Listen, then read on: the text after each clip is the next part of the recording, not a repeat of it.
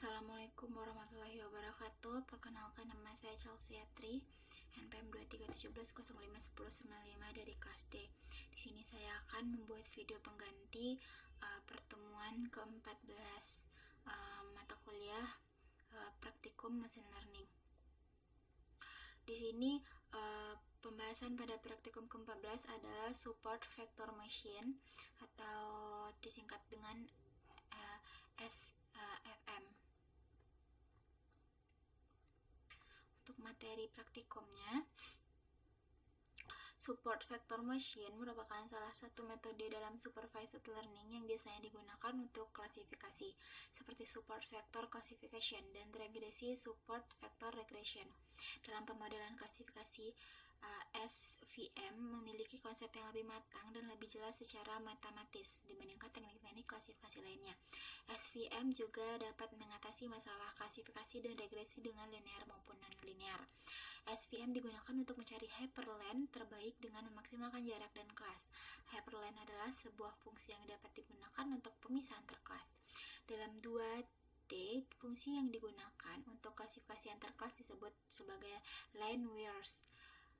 Fungsi yang digunakan untuk klasifikasi antar kelas dalam 3D disebut sebagai plane similarity, sedangkan fungsi yang digunakan untuk klasifikasi di dalam ruang kelas dimensi yang lebih tinggi disebut sebagai hyperlength.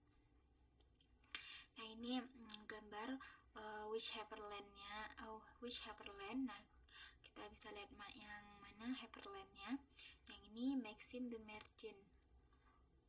Nah, ini gambar untuk penjelasan SVM. Nah, selanjutnya ada kelebihan dan kekurangan. Kelebihannya itu efektivitas pada data set berdimensi tinggi. Metode ini cocok untuk kasus-kasus seperti dengan jumlah fitur dimensi dalam data lebih besar dibandingkan jumlah sampel data. Lalu margin pemisah kelas yang jelas. Margin pemisah kelas yang jelas bermanfaat untuk mengambil keputusan lebih baik dan mengurangi kesalahan klasifikasi. Lalu ada fungsi kernel yang beragam. Fungsi ini dapat digunakan untuk data yang tidak linearly separable. Hal ini dapat memberikan fleksibilitas dalam pemilihan model untuk berbagai jenis data. Lalu selanjutnya ada hemat memori. Metode algoritma ini menghemat memori karena hanya sejumlah kecil data yang benar-benar mempengaruhi pembentukan hyperlength-nya. Lalu generasi yang baik, model yang dibangun tidak mudah overfit terhadap data latih dan dapat memprediksi data baru dengan baik. Nah, kekurangan itu sendiri yaitu skalabilitasnya. Metode algoritmatis tidak efisien untuk dataset yang sangat besar karena membutuhkan pelatihan yang lebih lama dibanding algoritma lainnya. Lalu kelas tumpang tindih.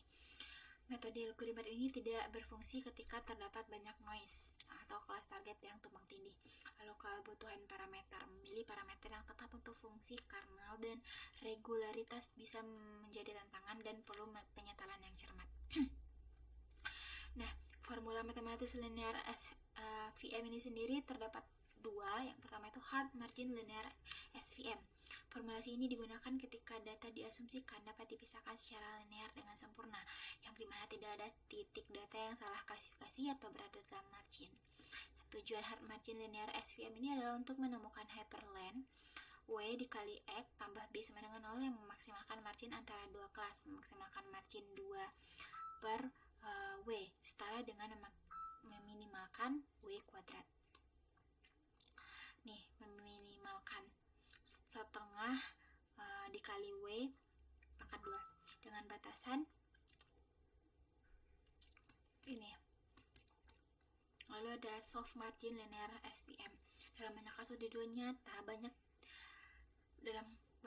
dunia nyata, data tidak dapat dipisahkan secara linear dengan sempurna. Soft margin SVM mengatasi permasalahan ini dengan memperkenalkan variasi slack, dibaca sebagai KSII, yang memperbolehkan beberapa titik data untuk salah klasifikasi atau berada di dalam margin. Nah, ini untuk meminimalkan ini dengan batasannya. Nah, kita lanjut ke studi kasusnya. Kita diberikan X1, X2, terus kelas Y dan support vektor SV-nya. Ini visualisasi datanya. Dikarenakan terdapat dua fitur X1 dan X2, maka dari itu W juga akan memiliki dua fitur, W1 dan W2. Dan formulasi yang akan digunakan adalah sebagai berikut. Ini rumus meminimalkannya dan ini batasannya. Berdasarkan batasan di atas akan mendapatkan beberapa persamaan. Nah, persamaan yang kita dapat itu tadi kita dapat persamaan ini, juga persamaan ini. Dari keempat persamaan di atas kita dapat mencari nilai W1, W2, dan B. Nah, kita jumlahkan dulu persamaan 1 sama persamaan 2-nya. Pas udah kita jumlahin, kita dapat hasil akhirnya adalah 2 sama dengan 2. Nah, ini kita coret-coret jadi W2 sama dengan 1. Terus kita jumlahkan lagi persamaan 1 dengan 3. Ini juga dapat hasilnya segini, dapat W1-nya juga 1. Jumlahkan juga persamaan 2 dan 3 untuk mencari B-nya, itu dapat B sama dengan minus 1. Sehingga kita dapatkan persamaan Heperlane sebagai berikut. Persamaan Heperlane itu tadi W kali X tambah B sama dengan 0. Nah, ini kita dapat hasilnya sama dengan 0. Jadi kita di sini dapat X1 tambah X2 dikurang 1 sama dengan 0, X2 sama dengan 1 dikurang X1. Nah, di sini kita bisa lihat ini Heperlane yang udah kita dapetin. Mungkin sekian video pengganti saya tentang pertemuan ke-14. Apabila ada salah, saya mohon maaf. Saya akhiri. Assalamualaikum warahmatullahi wabarakatuh.